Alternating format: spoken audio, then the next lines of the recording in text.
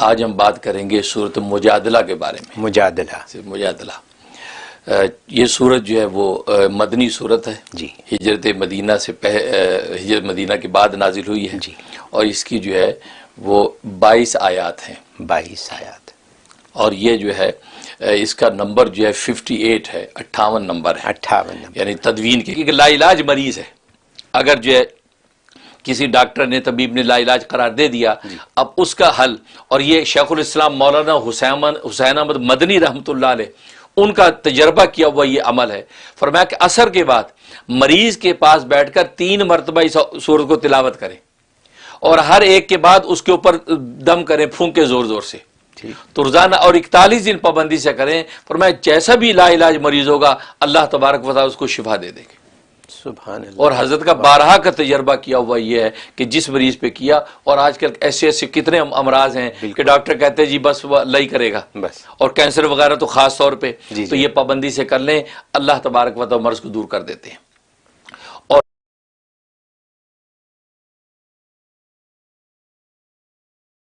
की जो वज़ाइफ हैं वो वज़ाइफ जो मैं टीवी पे बताता हूँ, किसी के पूछने पे उमूमी होते हैं।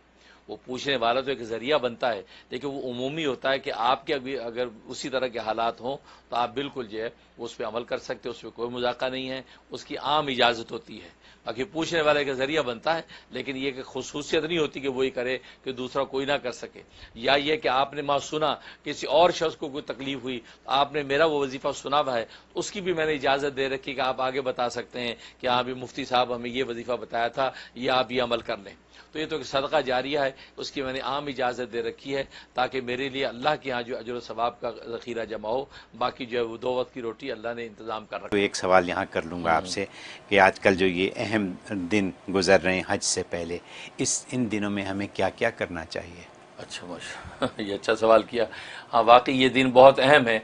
यकम ज़िलहज्जा से लेके जो है वो पहली जो 10 रातें बड़ी अहम हैं। यहाँ तक कि हदीस में आता है कि ये जो 10 दिन हैं ज़िलहज्जा के, ये 10 दिन रमज़ान के आखिरी 10 दिनों से अफजल है, आखिरी 10 दिनों से अफजल है। लिहाजा इन दिनों के अंदर किया हुआ अमल अल्लाह को इतना महबूब होता है कि इतना महबूब किसी और दिन में किया हुआ महबूब नहीं होता। लिहाजा ये दिन इतने, सुबह सादिक से लेकर गुरूब आफ्ताब तक ये दिन कहलाता है। इस दिन के अंदर जो भी जिक्र अज़कार, जो भी अमाल अशकाल करेंगे वो इतने कीमती हैं कि पूरे साल के अंदर ऐसा कोई दिन नहीं है जिसमें ये अमल इतना कीमती हो। लिहाजा ये अफजल। और फरमाया हदीस में आता है कि रमज़ान की आखिरी जो 10 रातें हैं वो ये इस ज़िलहज्जा की 10 रातों से अफजल है, क्योंकि उसमें ताक़रात लैलतुल क़द्र उससे अफजल है। लेकिन इन रातों की इतनी बड़ी कीमत है, फरमाया कि इस एक रात की इबादत अल्लाह तबारक व तआला के यहाँ लैलतुल क़द्र के बराबर लिखी जाती। ये जो रातें गुजर रही हैं 10 रातें, तो इस रात में इबादत के लिए आप खड़े हो जाएंगे, ईशा के बाद जो 2 रकात नफिल पढ़ लेंगे, 1 सिपारा पढ़ लेंगे, तो ये आपको लैलतुल क़द्र से भी ज़्यादा अजर, लैलतुल क़द्र के बराबर अजर दिया जाएगा। तो गोया कि 10 रातों में आपने इबादत कर ली तो गोया कि 10 लैलतुल क़द्र का अजर सवाब आपको अता होगा। और एक लैलतुल क़द्र का सवाब आप जानते हैं कि जनाब वो कितनी बड़ी 84 साल की इबादत से अफजल, और आपको 10 रातों को आप काउंट कर लें कितनी बड़ी इबादत, इसलिए बड़ी अहम है। लिहाजा इसमें जो है कसरत से ला इलाहा इल्लल्लाह की विर्द करें, कसरत से इस्तिग़फ़ार करें, और कसरत से कुरान की तिलावत करें, और नवाफिल पढ़ें, उसका एहतमाम करें। तो रातों के अंदर कम से कम 10 नवाफिल पढ़ने का एहतमाम कर लें। भले मगरिब से ईशा के दरमियान में पढ़ लें, भले जो है रात सोने से पहले 10 नफिल पढ़ के अल्लाह से खैर मांग लें। और इसी दिन के अंदर जो है कुरान करीम की तिलावत कम से कम 1 पारा तिलावत रोज़ाना कर लें, और 500 मरतबा अस्तग़फ़िरुल्लाह रब्बी मिन कुल्लि ज़ंबिन व अतूबु इलैहि, या अस्तग़फ़िरुल्लाह अल्लज़ी ला इलाहा इल्ला हुवल हय्युल क़य्यूम व अतूबु इलैहि, ये 500 मरतबा। और ला इलाहा इल्लल्लाह मुहम्मदुर रसूलुल्लाह, ला इलाहा इल्लल्लाह, ला इलाहा इल्लल्लाह, ये 500 मरतबा पढ़ लें। इसी तरह सुब्हानल्लाहि वल्हम्दुलिल्लाहि वला इलाहा इल्लल्लाह वल्लाहु अकबर वला हौला वला कुव्वता इल्ला बिल्लाहिल अलिय्यिल अज़ीम 500 दफ़ा पढ़ लें। और सलातो सलाम दुरूद शरीफ अल्लाहुम्मा सल्लि व सल्लिम बारिक अला मुहम्मद व अला आलि मुहम्मद, ये जो है ये आप पढ़ लें 500 दफ़ा। जो मैं दुरूद बताता हूँ वो वाला पढ़ लें, अल्लाहुम्मा सल्लि व सल्लिम बारिक अला सय्यिदना मुहम्मदिन नबील उम्मी व आलिहि व सहबी अल्फ़ अल्फ़ी मर्रतीन, ये भी पढ़ सकते हैं। और ये दुरूशी भी पढ़ सकते हैं, अल्लाहुम्मा सल्लि व सल्लिम व बारिक अला मुहम्मद व अला आलि मुहम्मद कमा सल्लैता व सल्लमता व बारकता अला इब्राहीम वाला आल इब्राहीम इन्नका हमीदुम मजीद। ये दुरूद इब्राहिमी को मर्ज कर दिया है, ये दुरूद इब्राहिमी आप पढ़ लें तो 500 मरतबा ये पढ़ लें तो इंशाल्लाह आप देखें इनकी पूरी हकीकी बरक़ात और समरात आपको नसीब होगी। बाकी कुर्बानियाँ तो है ये अजीम अमल, वो उन 3 दिनों के अंदर आप अमल करें, जो है वो 10, 11 और 12 इनके अंदर करें। और सबसे बड़ा उसके अंदर एक नोट कर लें कि अरफा का रोज़ा, आपको पता है कि ये जो है, ये जो दिन गुजर रहे हैं, ये यकम ज़िलहज्जा से एक रोज़ा अगर रखें 1 साल के बराबर अजर सवाब है। और हदीस में फरमाया कि जब 9 का रोज़ा रखेंगे, यानी अरफा के दिन का रोज़ा रखेंगे, वो रोज़ा जो है वो 1 साल के बराबर भी है। और मज़े की बात नबी फरमाते हैं कि मुझे उम्मीद है अल्लाह ताला से कि ये 1 साल पहले और 1 साल आइंदा के गुनाहों का कफ़ारा भी है, यानी गुनाह माफ़ करवा देगा। तो 9 का जो रोज़ा आ रहा है, यानी यौम अरफा का रोज़ा इसको बोलते हैं। और अरफा का रोज़े का मतलब ये है कि जब मैदान अरफात के अंदर हाजी पहुँचेंगे, वो जो दिन है उस दिन का रोज़ा, और वो इस 2021 के अंदर जो है वो मंडे का दिन बन रहा है, क्योंकि ट्यूसडे को जो ईद उल अज़हा है, लिहाजा जो है वो मंडे का दिन बन रहा है। तो मंडे को जो है आप जो है वो अरफा का रोज़ा रखें। बाकी आपकी दुनिया में लोकल कैलेंडर कुछ भी हो, मैंने रात भी इस मसले को क्लियर किया है, मंडे का रोज़ा आप रखेंगे तो यौम अरफा के रोज़े का अजर और आपको फजीलत मिलेगी। लिहाजा पीर का रोज़ा रखें, ठीक है, पीर का रोज़ा रखें। अगर आपके मुल्कों के हिसाब से, जैसे पाकिस्तान में इस दफ़ा जो है वेडनेसडे को ईद है, तो वहाँ ट्यूसडे जो है वो 9 ज़िलहज्जा बन रही है। और वो क्लियर मैंने रात एक शुबे में कर दिया है कि 9 ज़िलहज्जा मुराद नहीं, यौम अरफा मंडे का है। लिहाजा पाकिस्तान, इंडिया, बांग्लादेश वाले भी जो है उनको भी चाहिए कि वो मंडे का ही रोज़ा यौम अरफा का रखेंगे तो उनको यौम अरफा के रोज़े की फजील मिलेगी। क्योंकि ट्यूसडे का रखेंगे तो अरफात के अंदर तो हाजी है ही नहीं, जबकि हाजी की मुमासरत की वजह से तो इसकी फजीलत थी, वो मुमासरत नहीं रही तो फिर आप रोज़ा रख रहे हैं। लेकिन फिर भी आप रखना चाहते हैं तो मैंने ये कहा था कि आप मंडे का लाजमी रखें यौम अरफा की फजील लेने के लिए, लेकिन साथ ट्यूसडे का भी शामिल कर लें। आपके लोकल के हिसाब से 9 ज़िलहज्जा बन रही है, आप वो भी रख लें, क्योंकि बहुत से स्कॉलर वो भी कहते हैं कि 9 ज़िलहज्जा मुराद है। लेकिन मैंने तो ये बात कही कि मेरी नाक़िस तहक़ीक़ यही है कि चूँकि यौम अरफा के साथ इसकी फजीलत है, तारीख़ के साथ इसका तयन नहीं है। अगर तारीख़ के साथ तयन होता तो नबी पाक सल्लल्लाहु अलैहि वसल्लम जो है हज की फ़र्जियत से पहले भी 9 ज़िलहज्जा की फजीलत वाला रोज़ा रखते या उसकी फजीलत बयान करते। लेकिन जब हज का तसव्वुर आया, नुज़ूल हुआ, उसके बाद आपने यौम अरफा की बात की, फजीलत की बात की, तो मालूम हुआ कि यौम अरफा के साथ मुमासलत की बुनियाद पर इस रोज़े की फजीलत है। या तो वो आप रखें। और उसके अलावा जो है बाकी कुर्बानियाँ। अब आगे एक और तकबीरात तशरीक का मसला समझ लें कि 9 ज़िलहज्जा जो होगा, 9 ज़िलहज्जा की फजर से लेके 13 ज़िलहज्जा की असर तक हर फ़र्ज़ नमाज का सलाम फेरने के बाद एक मरतबा बुलंद आवाज़ से तकबीरात तशरीक कहना वाजिब। मर्दों के लिए बुलंद आवाज़ से है, औरतों के लिए आहिस्ता आवाज़ से कहना वाजिब। अल्लाहु अकबर, ला इलाहा इल्लल्लाह, अल्लाहु अकबर वलिल्लाहिल हम्द, एक मरतबा बुलंद आवाज़ से, फिर बाकी जो कहना हुआ, फिर बाकी 2 मरतबा कहना जो है ये सुन्नत है। लिहाजा आम नमाजों में जब हों तो ये मर्द जो है बुलंद आवाज़ से 1 मरतबा कहें, 3 मरतबा बुलंद आवाज़ से कहना सुन्नत। और औरतें जो है ये आहिस्ता आवाज़ से कहेंगी, 1 मरतबा कहना वाजिब, 2 मरतबा मज़ीद कहना ये सुन्नत।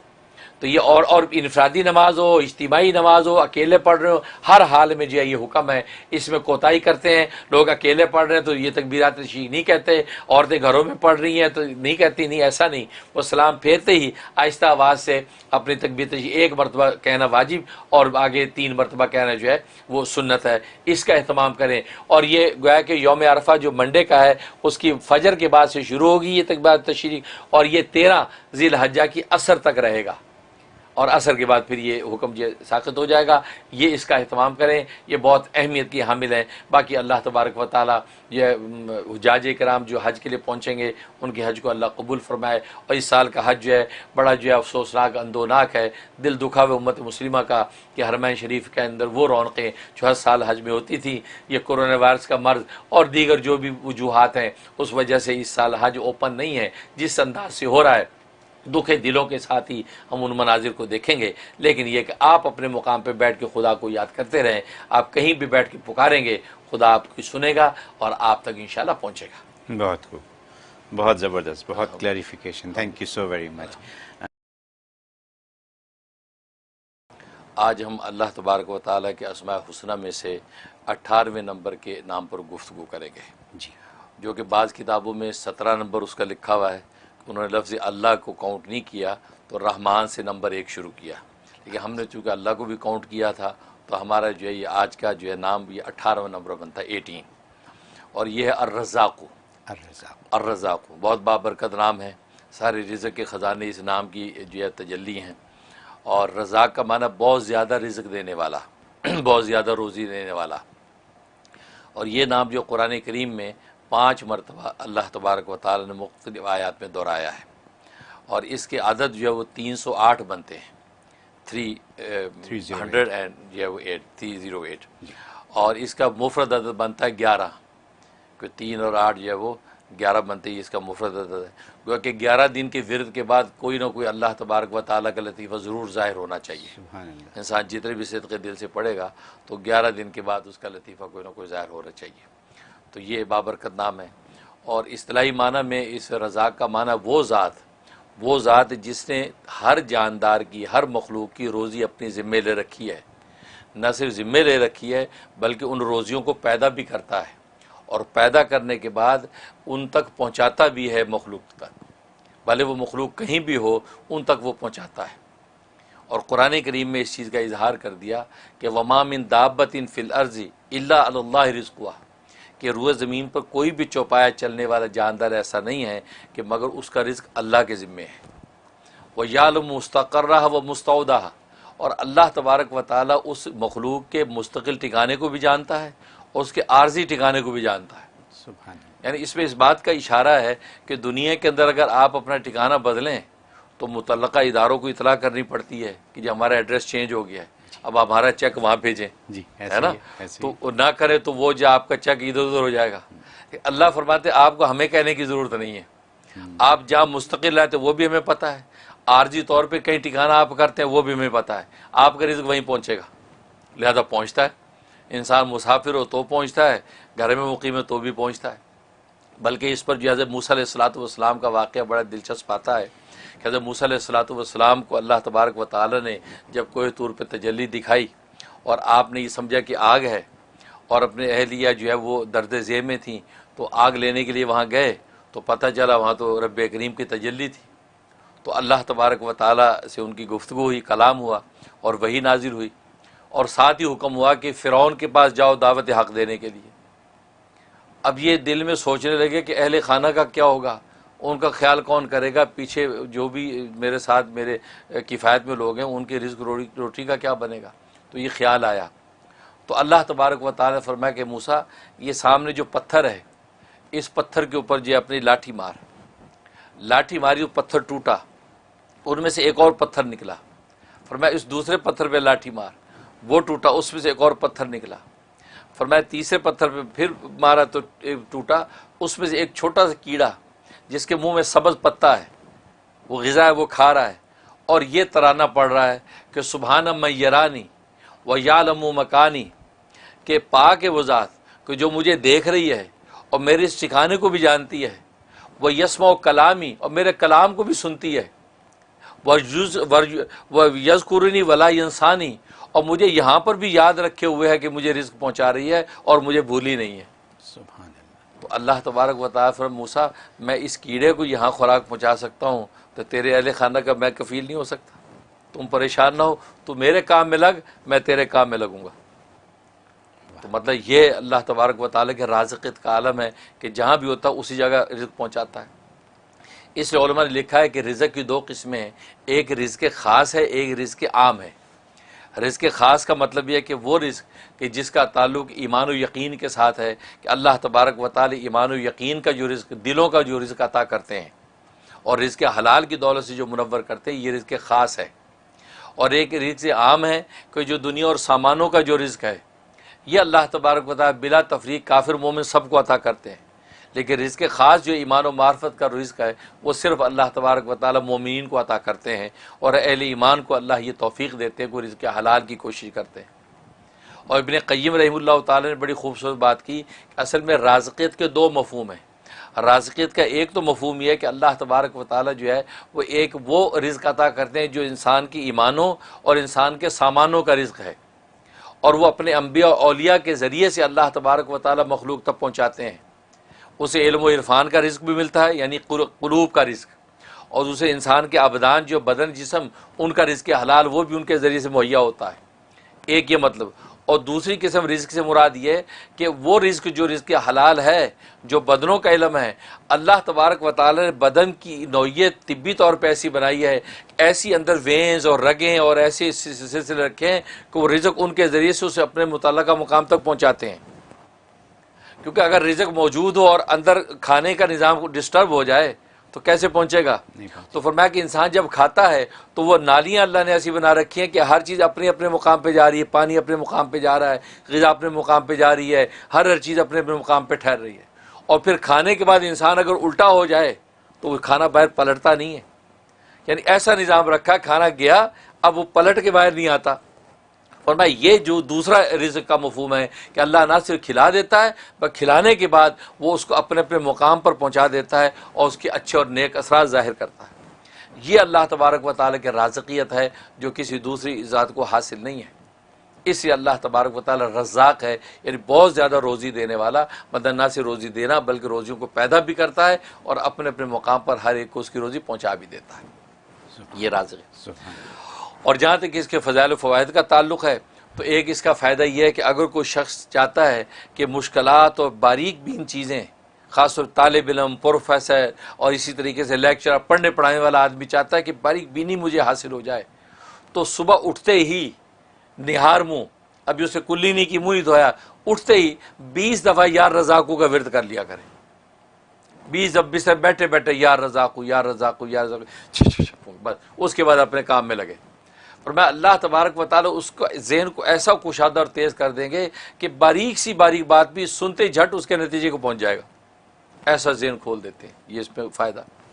और दूसरा फ़ायदा ये है कि अगर कोई चाहता है कि घर के अंदर रिज़्क़ की फरवानी हो जाए और घर से बीमारियाँ और आफतें निकल जाएँ और घर जनाब जन्नत नज़ीर बन जाए, तो फरमाया कि वो शख्स रोज़ाना सुबह की नमाज़ पढ़ने के बाद, फजर की नमाज़ के बाद अपने घर के चारों कोनों में 10-10 मरतबा या रज़ाक़ू फूंक दिया करे, और उस कोने से शुरू करे जो कोना जो किबले की तरफ सीधी तरफ है।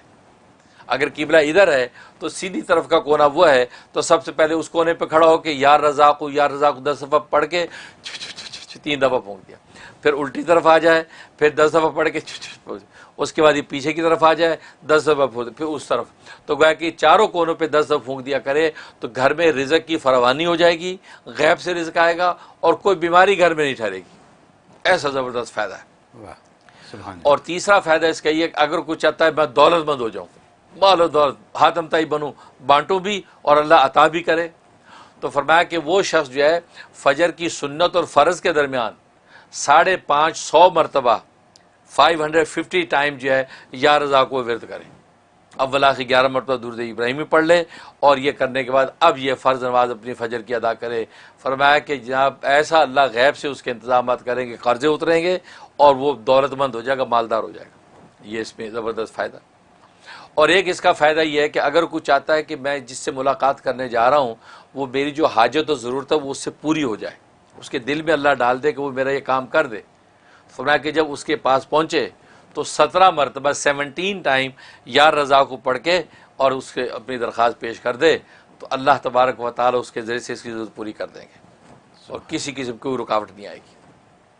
और एक फ़ायदा यह है कि अगर जो है ये चाहता है कि अल्लाह तबारक व तआला क्या कोई ख़ास मकाम और क़ुर्ब मुझे हासिल हो जाए, ज़ाहिर हर बंदे की ख्वाहिश होती है, तो फिर मैं तन्हाई में बैठ के, वहाँ ना कोई बच्चा हो ना कोई बड़ा हो, अकेले तन्हाई में बैठ के 1000 मरतबा पूरी यकसुई के साथ या रज़ाक़ू का विर्द करे और अल्लाह से मकाम ख़ास मांग ले।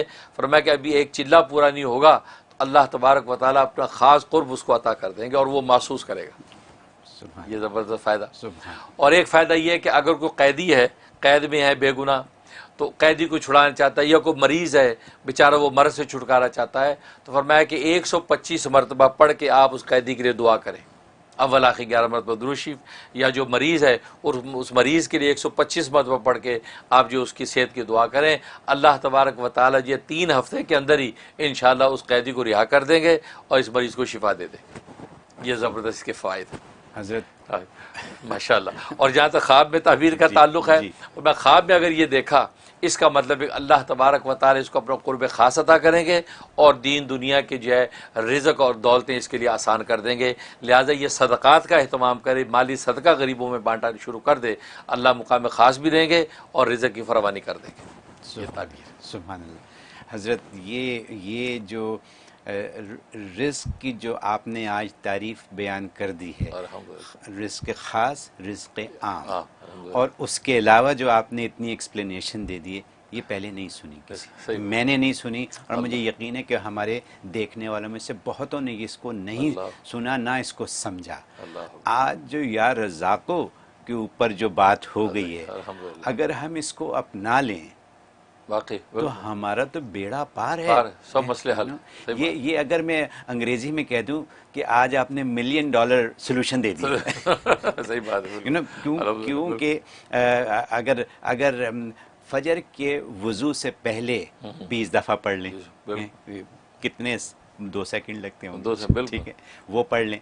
फिर उसके बाद सुन्नतों और फ़र्ज़ के दरमियान 550 दफ़ा पढ़ लें, ठीक है, और फिर अपने घर के चारों कोनों में अगर आप पढ़ के फूंक मार 10-10 दफ़ा, क्या देर लगती है, ठीक है। तो यानी ये सारी आपकी जो बरकतें हैं वो आपने इकट्ठी कर ली, जानमाज़ पे बैठे बैठे हो सकती हैं सारी, ठीक है। और उसके बाद फिर मरीज़ों के लिए भी हो गया, दौलत के लिए भी हो गया, और कुर्बे अल्लाह उसके लिए भी हो गया। तो और क्या करना है हमें, और क्या चाहिए हमें? तो सब कुछ तो हो गया। ये इतनी बातें और इतनी कीमती बातें, सुभान अल्लाह, सुभान अल्लाह। मुझे यकीन है कि देखने वाले इससे बहुत फ़ायदा उठाएंगे, मैं भी उठाऊंगा, आप सब भी उठाइएगा।